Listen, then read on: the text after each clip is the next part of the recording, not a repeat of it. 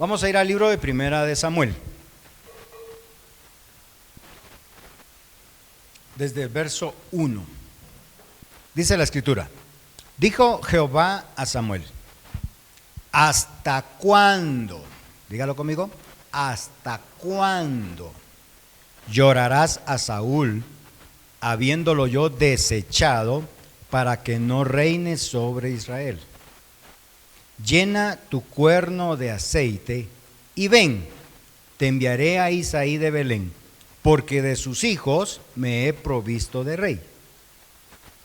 Y dijo Samuel: ¿cómo iré? Si Saúl lo sabe, me mataría. Jehová respondió: toma contigo una becerra de la vacada y di: a ofrecer sacrificio a Jehová he venido. Y llama a Isaí al sacrificio, y yo te enseñaré lo que has de hacer, y me ungirás al que yo te dijere. Hizo pues Samuel como le dijo Jehová. Y luego que él llegó a Belén, los ancianos de la ciudad salieron a recibirle con miedo y dijeron: ¿es pacífica tu venida? Él respondió: sí, vengo a ofrecer sacrificio a Jehová. Santifíquense y vengan conmigo al sacrificio. Y santificando él a Isaí y a sus hijos, los llamó al sacrificio. Verso 6. Y aconteció que cuando ellos vinieron, él vio a Eliab. ¿A quién vio? Era el primogénito de Isaí. Y dijo: de cierto delante de Jehová estás ungido. Y Jehová respondió a Samuel: no mires a su parecer, ni a lo grande de su estatura, porque yo lo desecho. Porque Jehová no mira lo que mira el hombre, pues el hombre mira lo que está delante de sus ojos. Pero Jehová mira el corazón. ¿Qué mira el Señor? Miren otra vez, el mismo principio. Dios mira el corazón. Entonces llamó Isaí a Abinadab y lo hizo pasar delante de Samuel, el cual dijo: tampoco a este ha escogido Jehová. E hizo pasar Isaí 7 hijos suyos. ¿Cuántos? 7 hijos suyos delante de Samuel. Pero Samuel dijo a Isaí: Jehová no ha elegido a ninguno de estos. Entonces dijo Samuel a Isaí: ¿son todos estos tus hijos? ¿O son estos todos tus hijos, perdón?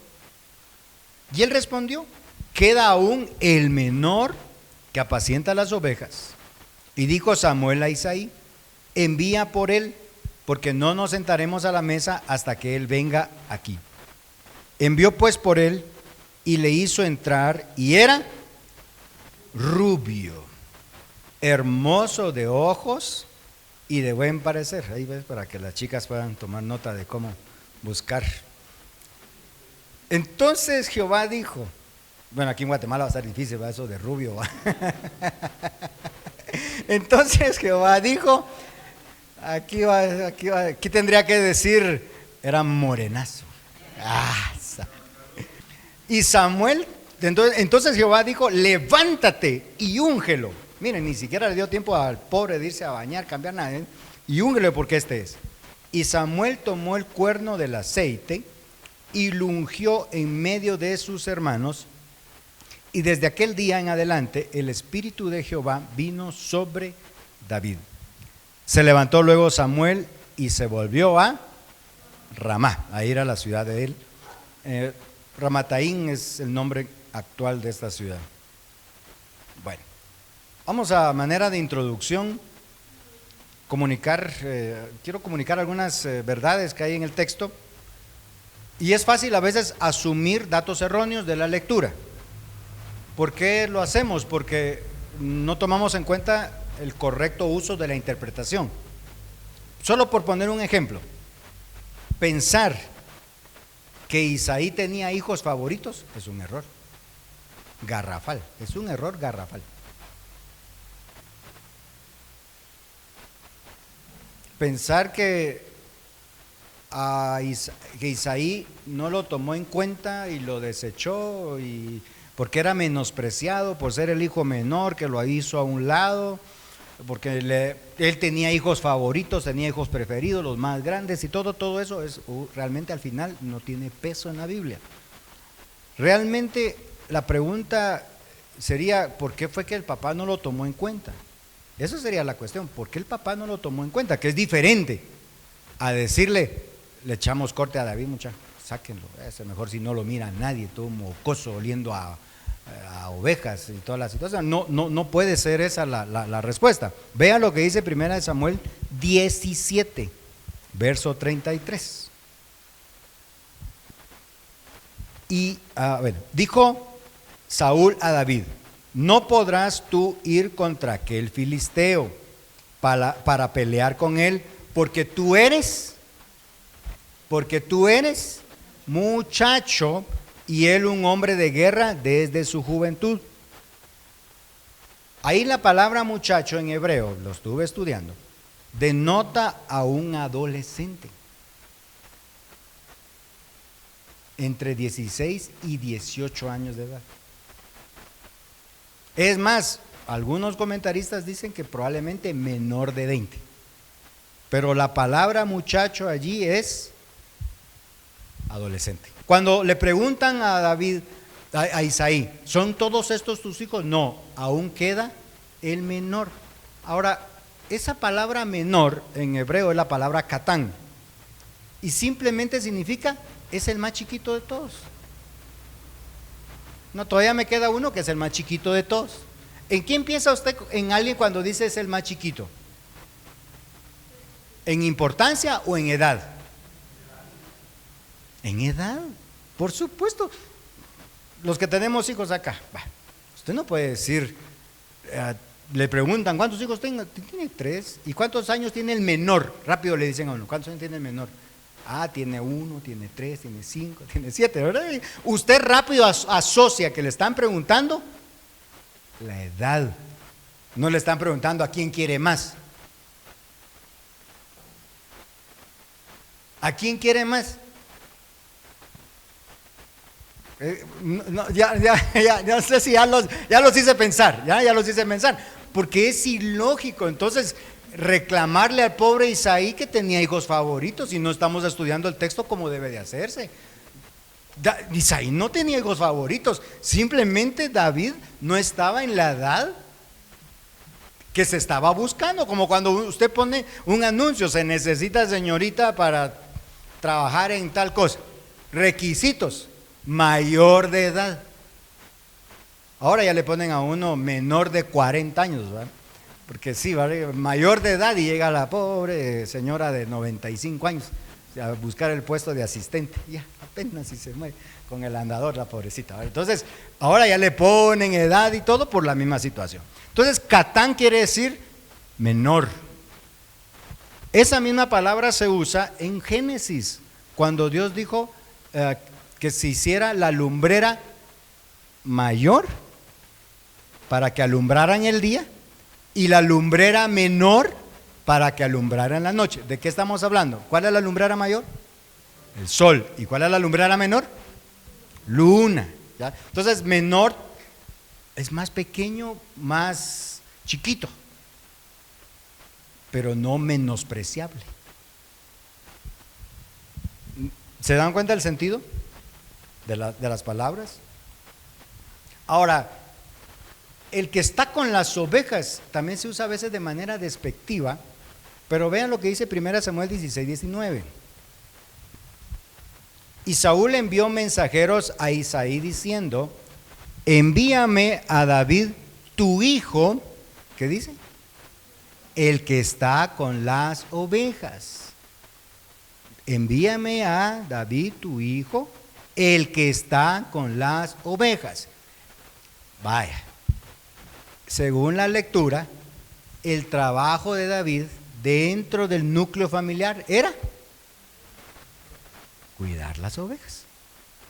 Ahora, usted y yo como padres no asignamos tareas en nuestra casa. ¿A quién le toca lavar? ¿A quién le toca planchar? ¿A quién le toca barrer? ¿A quién le toca trapear? ¿Sí o no? Al Davidcito le tocaba hacer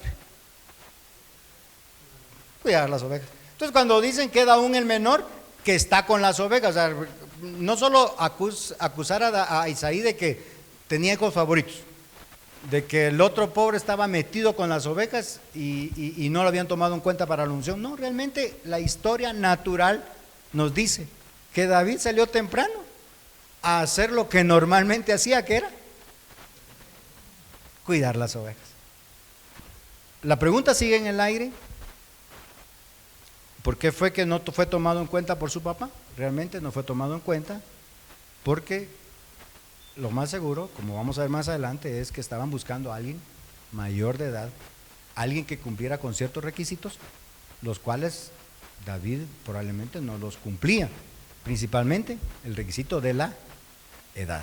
Era un muchacho, un adolescente. Pero hay otra pregunta más importante y esa es la que vamos a resolver hoy. ¿Por qué fue ungido David? Si teníamos 7 opciones, el Señor terminó usando a una octava. ¿Ya? Y aquí hay muchas cosas, yo voy a ir leyendo varias cosas, pero solo por así siempre con introducción, como introducción.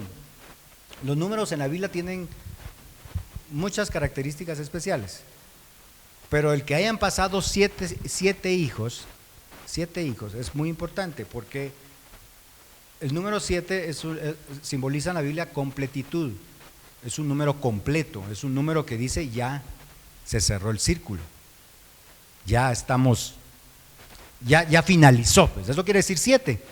¿Se dan cuenta cuántos días tiene la semana? 7. ¿Por qué Dios no le puso 8, 9, 10? ¿Por qué?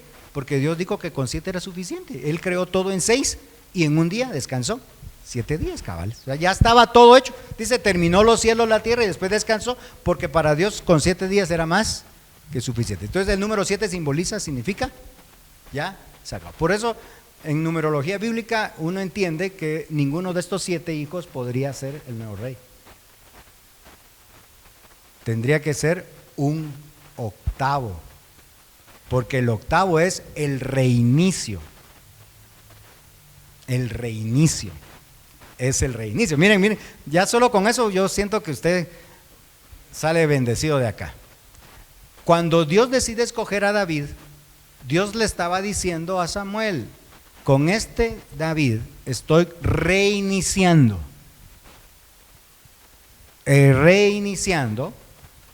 toda la monarquía en Israel. Las cosas, Dios no escoge al azar, hermanos.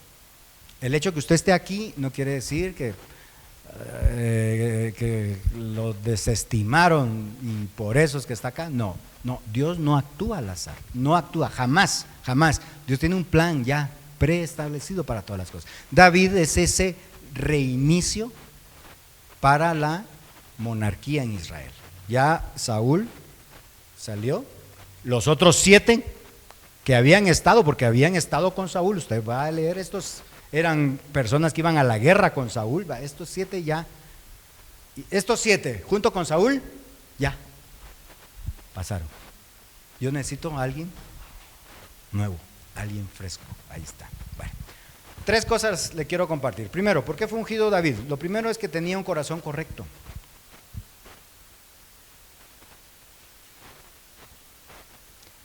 Tenía un corazón correcto. Y vamos a leer 3 pasajes de la Escritura. El primero de ellos está en 1 Samuel 13, verso 14. Samuel le está hablando a Saúl: mas ahora tu reino no será duradero.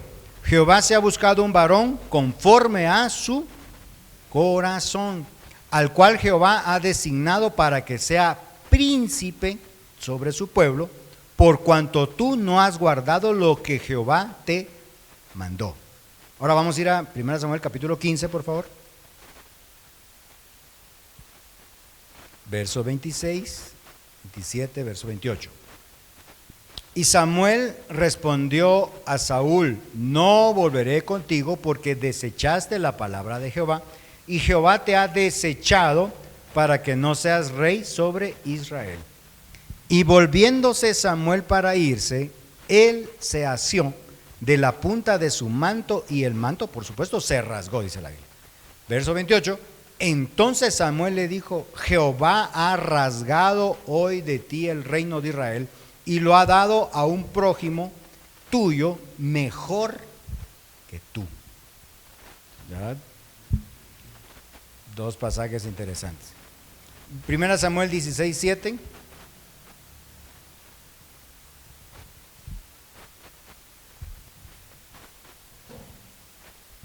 Y Jehová respondió a Samuel: no mires a su parecer ni a lo grande de su estatura, porque yo lo desecho. Porque Jehová no mira lo que mira el hombre, pues el hombre mira lo que está delante de sus ojos, pero Jehová mira eso, el corazón. Entonces hay una comparativa básica. Saúl es desechado porque su corazón no era conforme al corazón de Dios. Y David es aceptado porque tenía un corazón conforme a Dios. Ahora, el 1 Samuel 15 que leímos, Samuel le dice a Saúl: Dios se ha escogido a un prójimo tuyo mejor que tú. Santo Señor, imagínense que Dios le diga a uno: mira, hay alguien mejor que tú. En su propia cara se lo dijo a Saúl: hay alguien mejor que tú. Y por supuesto, el verso 7 que leímos es cuando llega Isaí a ver a las personas, llega Samuel a ver a las personas, a los hijos de Isaí. Bueno, Dios le da una lección ahí a Samuel, por favor, que no debía fijarse en el exterior de una persona. Por favor, vea a su hermano que está a la par. Caras vemos, corazones no sabemos.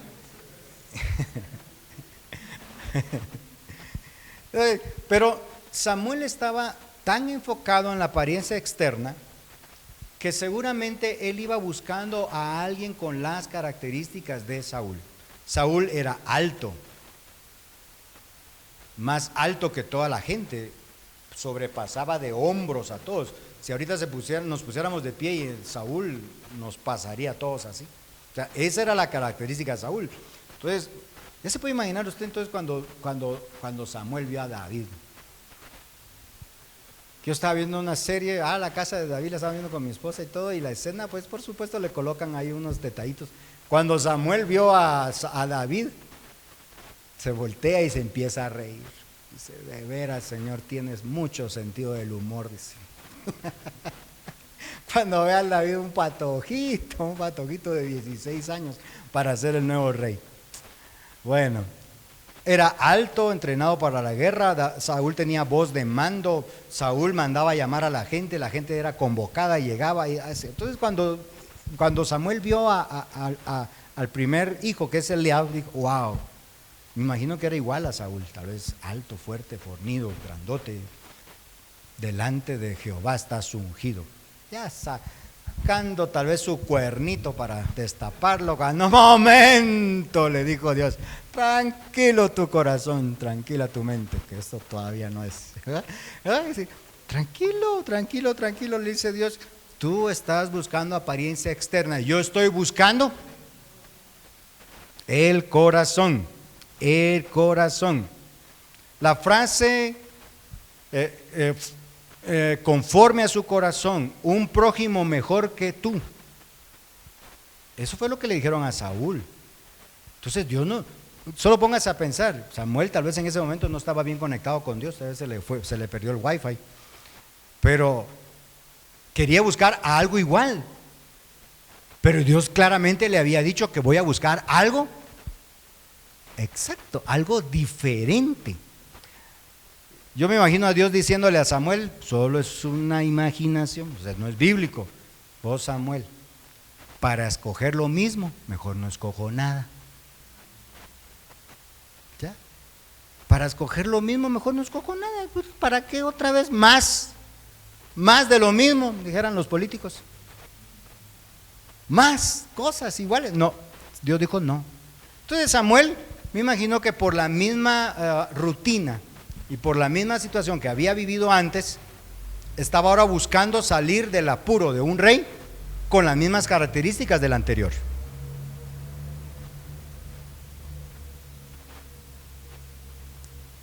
y se topó con un Dios que lo que quería era darle vuelta a la página.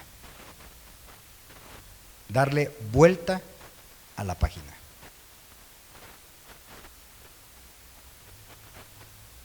Darle vuelta a la página. Le hice énfasis a primera Samuel 16 en el verso 1. ¿Hasta cuándo llorarás a Saúl habiéndolo yo desechado? Y es una palabra hebrea muy fuerte, porque desechar en este contexto es hacer desaparecer. Hacer desaparecer. Un desecho que nadie quiere ver. Eso es lo que le dijo a Dios a Samuel. ¿Por qué sigues llorando algo que es un desecho? ¿Por qué sigues llorando algo que ya no me sirve? Algo que no es para mí. ¿Por qué sigues llorando? Dijo. Ya me expliqué un poquito mejor sobre lo que Dios le estaba diciendo a Samuel. Eso es Saúl para mí, Samuelito. Es un desecho. Y nadie llora por un desecho. Ahora, estos por supuesto después de unos días, porque dice Dios claramente ¿hasta cuándo? Y yo me fui a averiguar un poco sobre este tipo de frases en el hebreo. ¿Hasta cuándo? Quiere decir que después de que Saúl fue cortado, pasaron unos días. No, yo no le podría hacer a usted unos 2, 3, 4, 5, 6, 7 días. Yo no sé cuántos días hizo duelo Samuel por Saúl. Pero llegó un punto en que también Dios le dijo: mira, Samuelito, ya estuvo, ya chiaste mucho por algo que yo ya deseché. Bueno, entonces apliquémoslo un poquito a nuestra vida. A veces nosotros estamos enfocados en escoger siempre lo mismo, y Dios está enfocado en llevarnos algo diferente. Por ahí podrá haber alguna persona preocupada porque de repente lo despidieron de un trabajo y digo: ¿y ahora qué voy a hacer? No he comido, no tengo nada ahorrado, no tengo nada guardado, ¿qué voy a hacer? Y se empieza a preocupar y Dios, pura lata, me quitaron esto, y esa era mi fuente de sustento, y tal vez de repente a la vuelta de la esquina ya está el otro trabajo. Pero a veces nos enfocamos tanto en lo que hemos perdido, nos enfocamos tanto en el lugar donde quisiéramos incluso estar, que nos olvidamos de vivir en el lugar donde estamos en este momento, porque la misericordia de Dios es hoy. Es hoy. Usted vino hoy aquí por misericordia, por gracia. Usted respiró por la gracia y misericordia de Dios. No es por casualidad. Pero a veces Señor, hacemos planes de aquí a diciembre sin saber si vamos a llegar a diciembre. Y la gracia de Dios es para estar agradecidos el día de hoy. Ahora, Dios puede darnos las habilidades necesarias para el éxito en cualquier situación. En cualquier situación. Porque sus recursos siempre son mejores que los nuestros. Pero nosotros a veces estamos tan enfocados en nuestras propias habilidades o debilidades que nos olvidamos de que el Señor Todopoderoso vive con nosotros. Segundo, por favor, ¿cómo era el corazón de David entonces? Fue escogido por su corazón, ya lo vimos, pero entonces ¿cómo era ese corazón? Y yo quiero que leamos 1 Samuel 16, 18. Aquí vamos a encontrar 7 características, para los que están apuntando, 7 características del corazón de David. 7 características del corazón de David.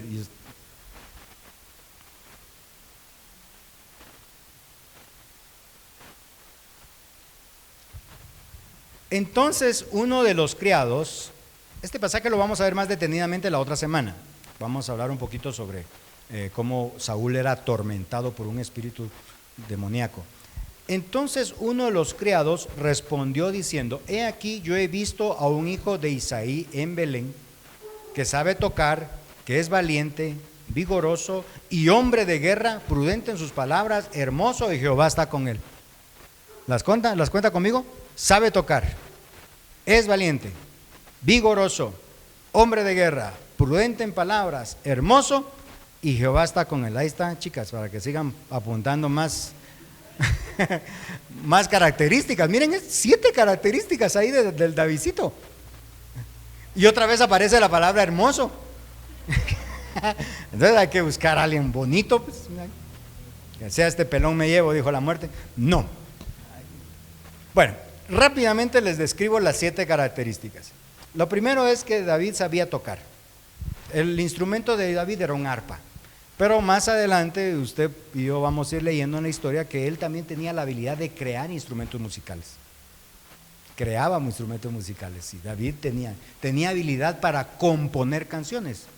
Muchos de los salmos, no tengo ahorita el número exacto, le estaría mintiendo, pero sí son más de 70, 73 si no estoy mal. Salmos de la Biblia fueron escritos por él, incluyendo Jehová es mi pastor y nada me faltará. Una habilidad para componer canciones en los momentos tal vez más difíciles de su vida, pero las componía, las hacía con su arpa. Ahora, para poder tocar hay que tener disciplina, ¿sí o no? Entonces era una persona disciplinada, a la par de que sabía tocar, sabemos que era una persona disciplinada, alguien que se entregaba para poder tocar con éxito el arpa y para poder cantar. Entonces, ahí es una buena característica. La segunda característica que tenemos es que era valiente. Era valiente. Buscando en el diccionario me di cuenta que es tener la fuerza de voluntad para actuar con firmeza frente a miedos, riesgos, dificultades o el dolor. Eso es ser valiente. Valiente no es ponerse enfrente del bus y quitarme a última hora. Me pongo aquí enfrente, que me machuque, pues que me machuque. No, eso, exponerme al peligro, no. Ser valiente es que yo tengo el peligro enfrente y en el lugar de echarme a correr, miro cómo lo venzo. Si no, más adelante vamos a ver al gigantón de Goliat. Chiquitío el Davidcito, pero lo botó al grandotote. ¿Por qué? Era valiente. En lugar de evitar el dolor, él lo enfrentaba. No es ausencia de miedo, por favor. La valentía no tiene que ver con que no tengamos miedo, porque el miedo es inherente a la raza humana. A veces tenemos miedo. ¿A quién no le va a dar miedo que le den un diagnóstico que tiene cáncer? ¿A quién no le va a dar miedo que le diga, mire, le vamos a embargar su casa? Le vamos a clausurar el negocio. ¿A quién no le da miedo todas esas cosas, verdad? Eso es. Pero el valiente no es el que no tiene miedo, sino el que enfrenta el miedo y toma la mejor actitud frente a eso. Si me dan el diagnóstico, entonces yo digo, bueno, ¿y qué puedo hacer para poder vencer esto? Ya uno se empieza a meter en las manos del Señor y uno empieza a alabar. Eso es ser valiente. Ahora, ¿qué tan valiente era David? Mire 1 Samuel 17:34. Lo estoy llevando por varios pasajes porque solo así comprendemos estas cosas. 1 Samuel 17:34.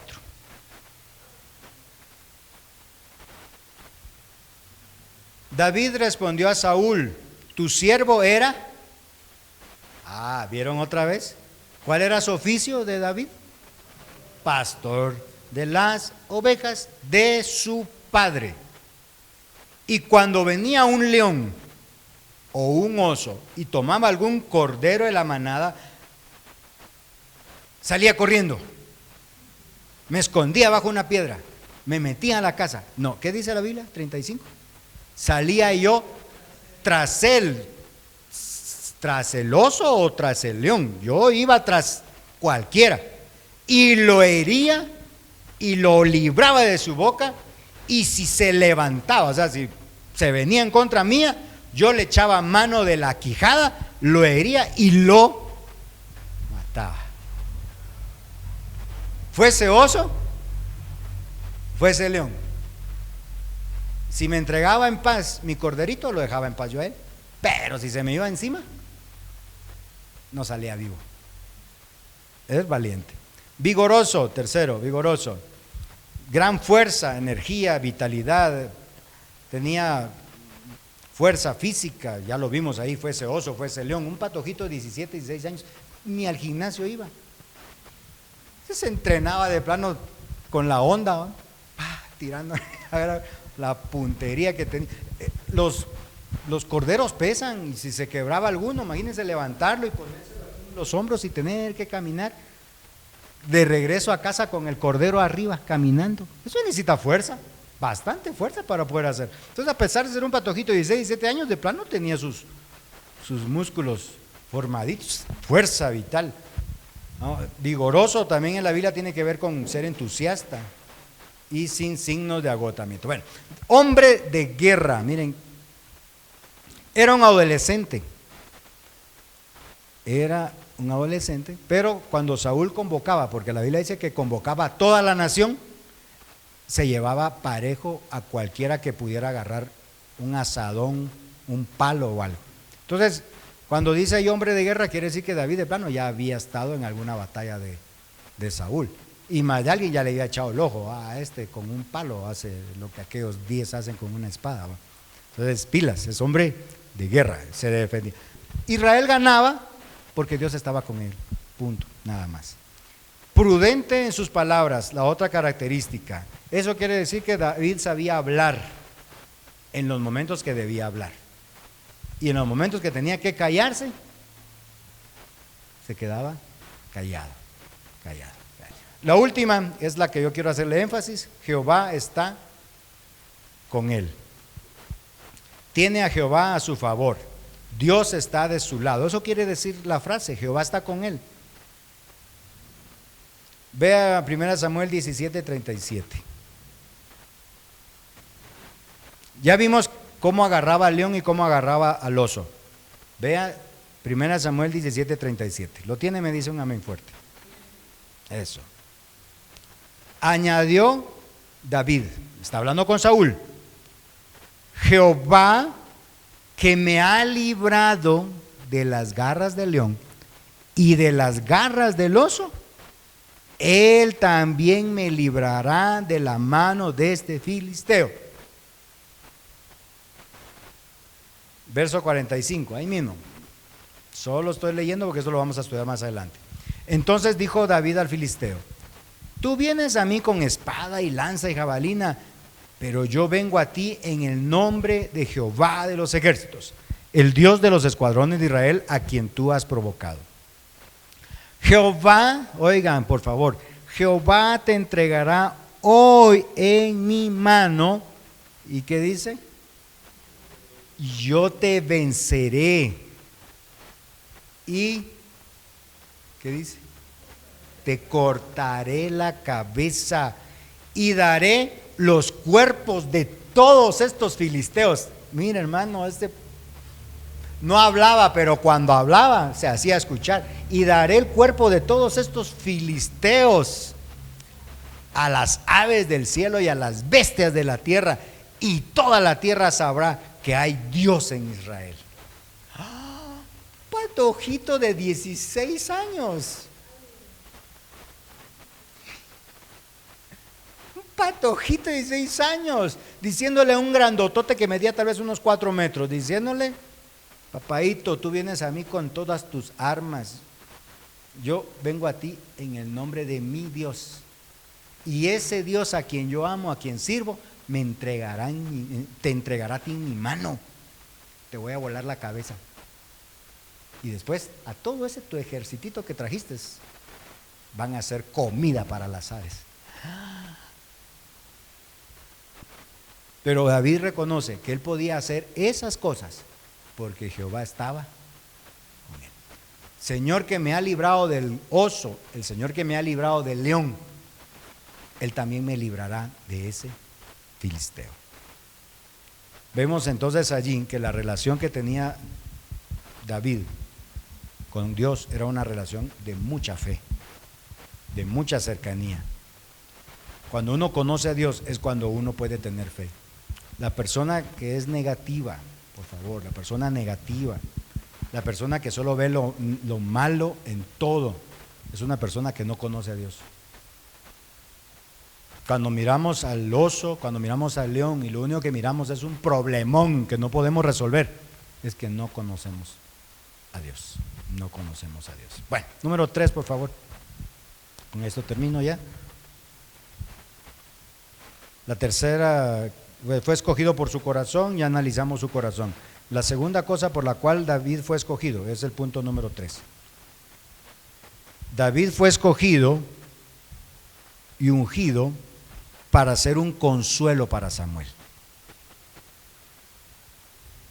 David fue escogido y ungido para ser un consuelo para Samuel. Esa es la segunda razón que yo veo por la cual David fue ungido. Primera de Samuel 15:34, por favor. Se fue luego Samuel a Ramá, y Saúl subió a su casa en Gabaa de Saúl. Verso 35. Y nunca, por favor, subraya esa palabra nunca, porque eso significa, y nunca después vio Samuel a Saúl en toda su vida. Y Samuel lloraba a Saúl, y Jehová se arrepentía de haber puesto a Saúl por rey sobre Israel. Vamos de una vez al 16, verso 1. Dijo Jehová a Samuel: ¿hasta cuándo llorarás a Saúl, habiéndolo yo desechado para que no reine sobre Israel? Llena tu cuerno de aceite y ven, te enviaré a Isaí de Belén, porque de sus hijos me he provisto de rey.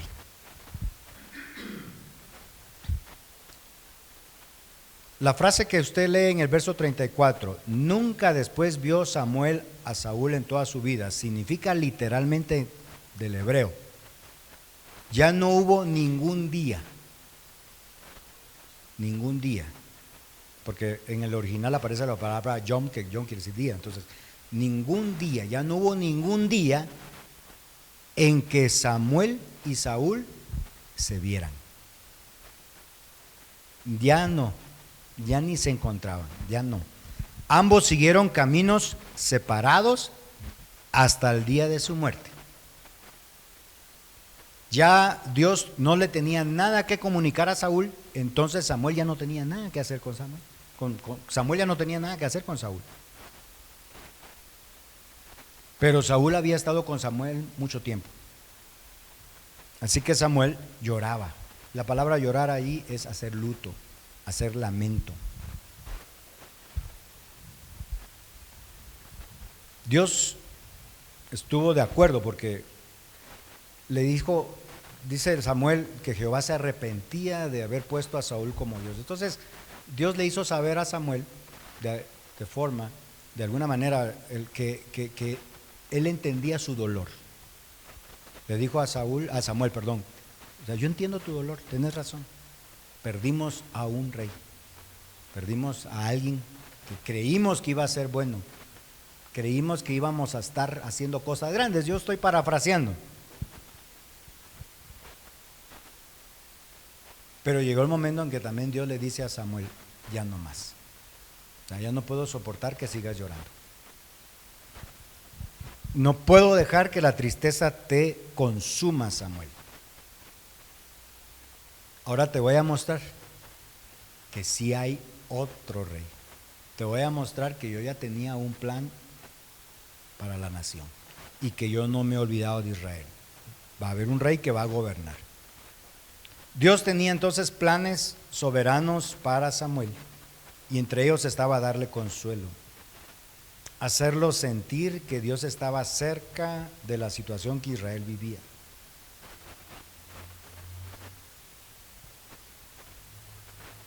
Mis amados hermanos, apliquemos esto ya. Saúl puede representar para nosotros cualquier proyecto que hemos dejado atrás.